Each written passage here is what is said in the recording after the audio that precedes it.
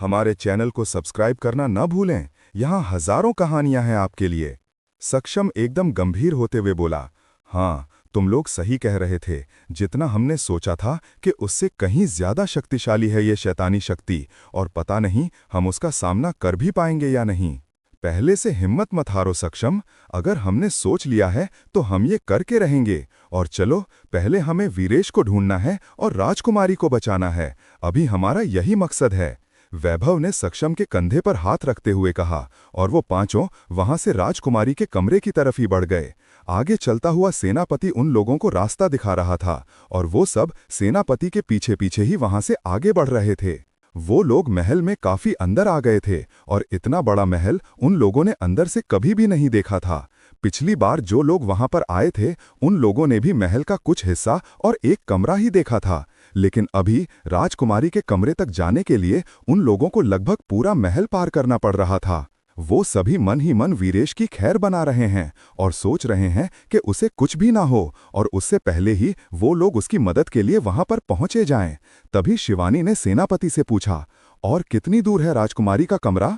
राजकुमारी का कमरा तो सामने ही था, लेकिन अभी उन सब लोगों से राजकुमारी को बचाने के लिए हमने उन्हें खुफिया कमरे में छुपा कर रखा है। सेनापति ने उन लोगों की बात का जवाब दिया तो उसकी बात पर सभी ने बेबसी से अपना सीधे लेट हुए उसकी तरफ देखा, और सक्षम सेनापति को समझाते हुए बोला, खुफिया कमरे में और फिर जमीन के नीचे, लेकिन उन काली शक्तियों और हमारे जैसी दिव्य शक्तियों के लिए सारी जगह एक बराबर होती है। अपनी शक्तियों का इस्तेमाल करके हम कहीं भी पहुंच सकते हैं।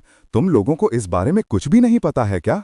सक्षम की बात सुनकर सेनापति ने धीरे से नहीं, मैं अपना सिर हिलाया और फिर वहां से आगे बढ़ गया। वो लोग महल के सबसे किनारे पर पहुंचे, और वहां पर एक जगह पर आकर सेनापति रुक गया, और वहां पर फर्श था जो कि एकदम पक्का बना हुआ फर्श लग रहा था। लेकिन तभी उसने कालीन एक जगह से हटाया और वहां पर लकड़ी का दरवाजा नजर आया। सेनापति ने झुककर उसे दरवाजे को खोलने की कोशिश की, लेकिन वो अकेले खोल नहीं पाया। तो वैभव सक्षम ने भी उसकी मदद की, और उन तीनों ने मिलकर वो बहुत ही भारी सा लकड़ी का दरवाजा खोला। तो उसके नीचे उन सबको सीढ़ियां नजर आईं, लेकिन वहां पर काफी अंधेरा था। तो लतिका ने अपने दोनों हाथों को आगे की तरफ किया, और उसके हाथों से सुनहरी रोशनी निकलने लगी, जिससे कि उन सभी को अंधेरे में भी सीढ़ियां नजर आएं, और वो सभी सीढ़ियों से उतरकर नीचे आए। सीढ़ियों से नीचे आते हुए उन लोगों ने जो देखा, उन सबकी आंखें हैरानी से बड़ी हो गईं, क्योंकि वहां पर महल से भी ज्यादा खूबसूरत एक दूसरा महल बना हुआ था।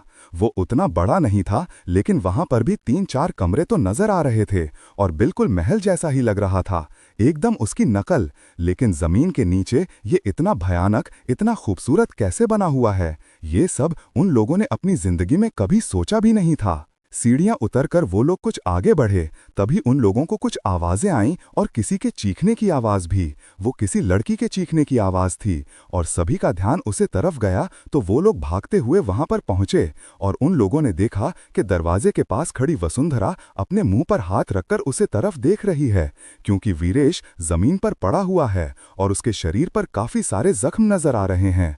और सामने खड़ा हुआ काले कपड़े पहने वो विक्रांत उसकी तरफ देखकर हंस रहा है। उसे इस तरह से बेबस लाचार देखकर तभी वीरेश ने चिल्लाते हुए कहा, वसुंधरा, कमरे के अंदर वापस जाओ।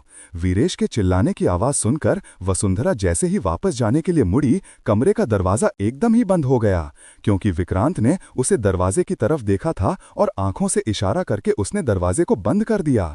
तो वसुंधरा वापस अंदर भी नहीं जा पाई, और बाकी सारे लोग अंदर ही बंद हो गए। रानी और चंद्रिका अंदर से दरवाजा खोलने के लिए दरवाजे पर हाथ मार रही हैं, लेकिन वो दरवाजा नहीं खोल रहा।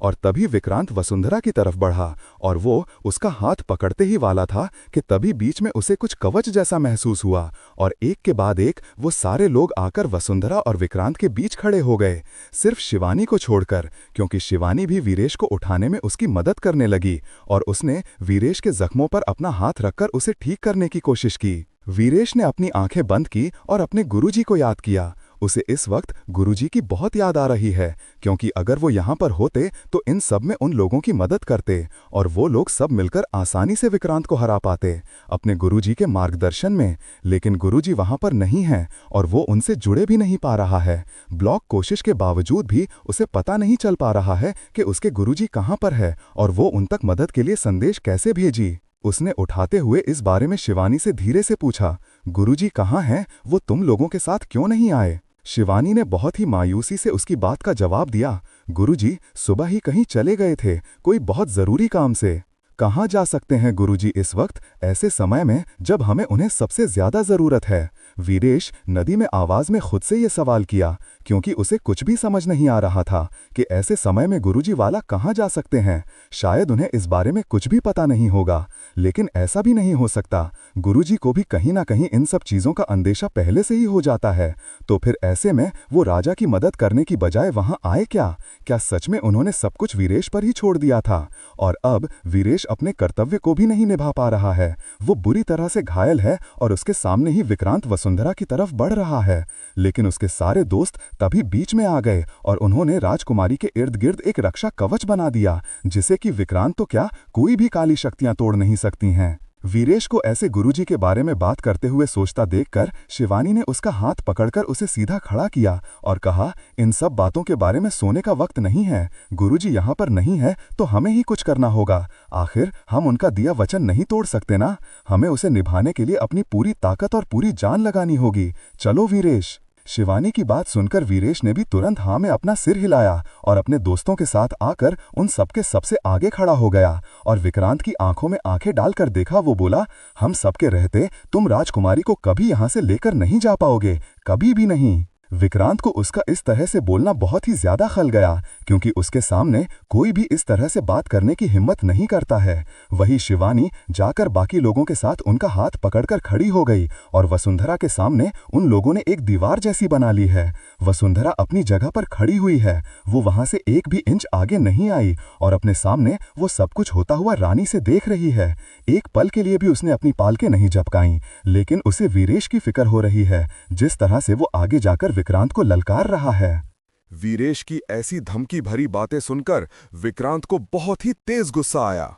उसने अपने दोनों हाथ फैलाए और उसमें से आग की लपटें जैसी निकाली और उसकी आंखें भी एकदम आग की तरह जल रही थी। उसी से घूरकर उसने उन सब की तरफ देखा और कहा, ठीक है, तो फिर मरने के लिए तैयार हो? जो लगता है तुम सबको अपनी जान प्यारी नहीं है। और तभी विक्रांत के हाथों से वो रोशनी निकाली और उन सब की तरफ बढ़ी, लेकिन उन सारे लोगों पर कोई भी असर नहीं हुआ। वीरेश को हल्का सा झटका लगा, लेकिन तभी पीछे से उसके दोस्त सक्षम ने उसका हाथ पकड़ लिया, तो वो भी उन लोगों के रक्षा कवच के घेरे के अंदर आ गया।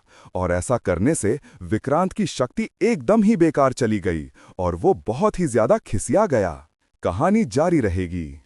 हमारे चैनल को सब्सक्राइब करना ना भूलें। यहाँ हजारों कहानियां हैं आपके लिए। नहीं, ऐसा नहीं हो सकता। तुम्हारे जैसे लोगों की शक्तियां मेरी शक्तियों से ज्यादा नहीं हो सकती।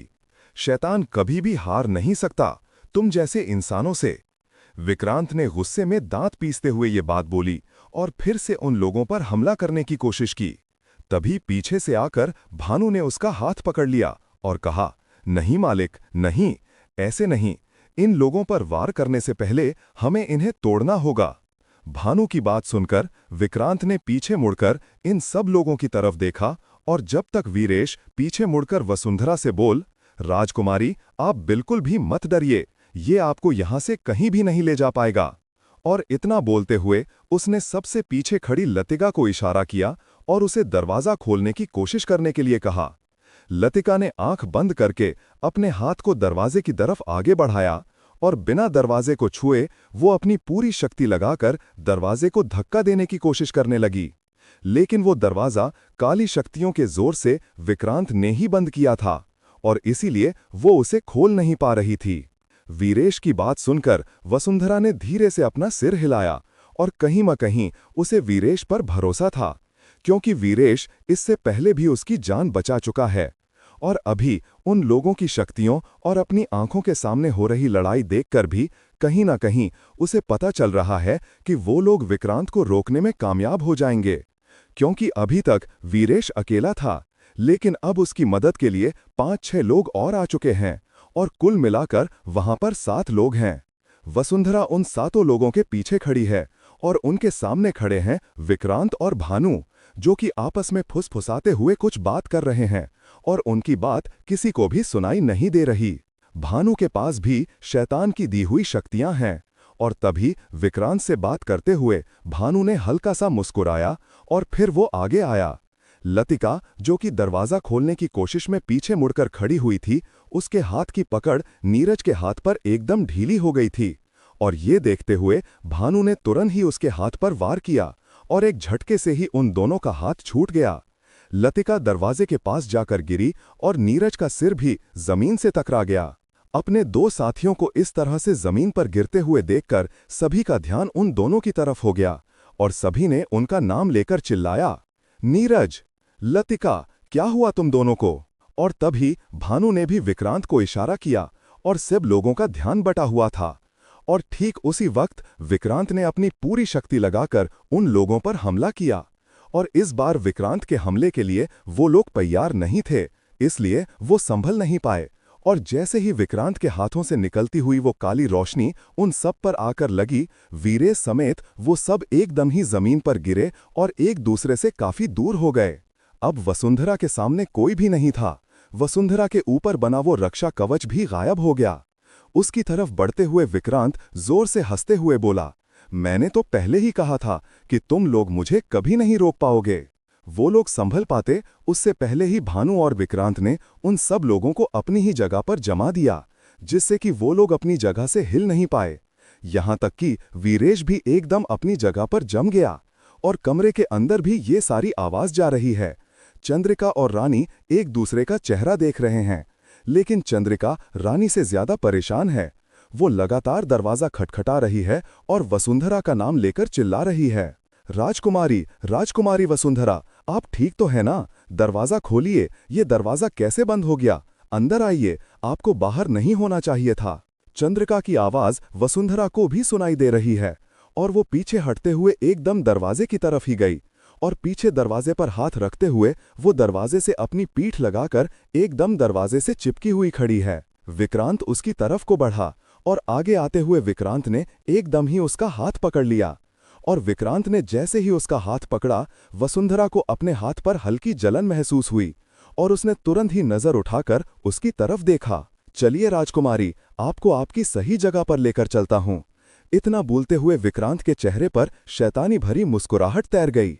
उसे इस तरह से मुस्कुराते देखकर वसुंधरा एकदम ही घबरा गई और उसने तेज आवाज में चिल्लाया, नहीं नहीं, मेरा हाथ छोड़ो, तुम मुझे कहीं लेकर नहीं जा सकते।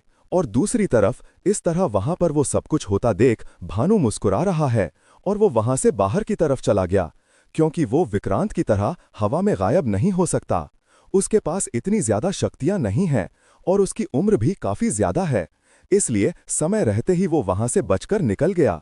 क्योंकि अभी भी बाकी सारे लोग अपनी जगह से हिल भी नहीं पा रहे थे और उनमें से दो लोगों को काफी गहरी चोट आई थी।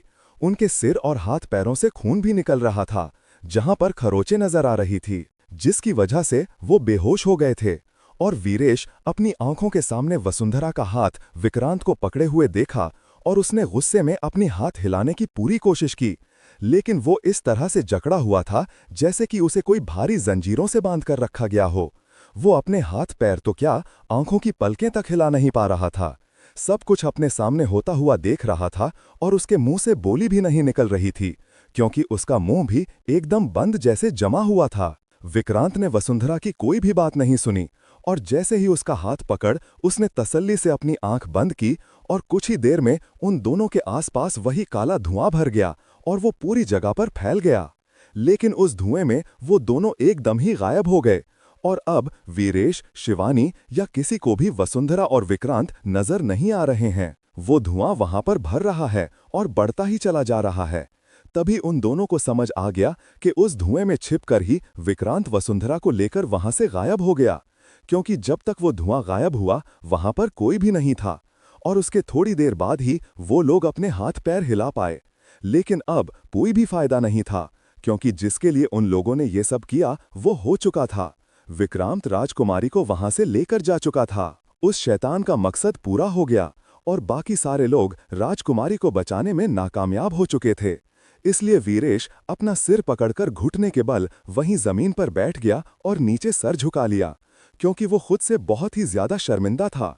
उसे समझ नहीं आ रहा था कि क्यों वो विक्रांत को रोक नहीं पाया। इतने लोगों के साथ मिलकर भी वो उसकी शैतानी शक्तियों के सामने बुरी तरह से हार गया और अपनी जगह से हिल तक नहीं पाया। उसने अपनी आंखों के सामने वो सब कुछ होते देखा और अब वो सोच रहा है कि वो राजा को क्या जवाब देगा, राजा रानी को और अपने गुरुजी से नजरें कैसे मिल पाएगा।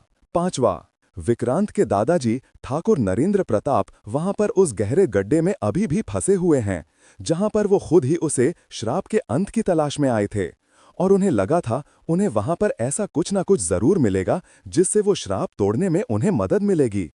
लेकिन उल्टा वो खुद ही बुरी तरह से वहां पर फंस गए थे और उनके खुद की जान पर बनाई और वहां से निकलने की मदद के लिए उन्होंने महात्मा को ही याद किया। ठाकुर नरेंद्र प्रताप और महात्मा मणिकनाथ भी अपने समय में इस तरह आश्रम के छात्र रह चुके हैं और वो दोनों बहुत ही होशियार थे। इसलिए उन दोनों को भी शक्ति बंधन से संदेश भेजना कि कला बहुत अच्छी तरह से आती है और अपने जीवन के इस कल तक वो दोनों कई बार इन सब का उपयोग भी कर चुके हैं और एक दूसरे से संपर्क करने में उन्हें ज्यादा समय नहीं लगता। इसलिए एक गहरी सांस लेते हुए नरेंद्र प्रताप ने चारों तरफ देखा और उन शक्तियों से बचने के लिए अपने चारों तरफ एक घेरा बनाने की कोशिश की। वहां पर उन्हें अपनी शक्तियों का प्रयोग करने में बहुत ही ज्यादा कठिनाई महसूस हो रही थी और वो बहुत ही ज्यादा बुरी तरह से हाँफ रहे हैं, क्योंकि उनकी उम्र भी अब तक काफी ज्यादा हो चुकी है और सांस तेज चल रही है। इसके अलावा वो किसी नकारात्मक शक्ति या बहुत ही ज्यादा शैतान के अंश द्वारा रचा गया वो सब कुछ है, जिसमें कि उनकी शक्तियां इतनी ज्यादा काम नहीं कर रही। लेकिन फिर भी अपनी सारी शक्तियां और इतने सालों के अनुभव को इस्तेमाल करते हुए उन्होंने आखिर अपने इर्द गिर्द चारों तरफ एक सुरक्षा घेरा बना लिया, जहां पर वो फिलहाल के लिए उन सारे अजीब से दिखने वाले जंगली और जहरीले जानवरों से बचे रह सकते थे। वो सारे जानवर भी शैतान और शैतानी शक्तियों से बने हुए लग रहे थे। कहानी जारी रहेगी।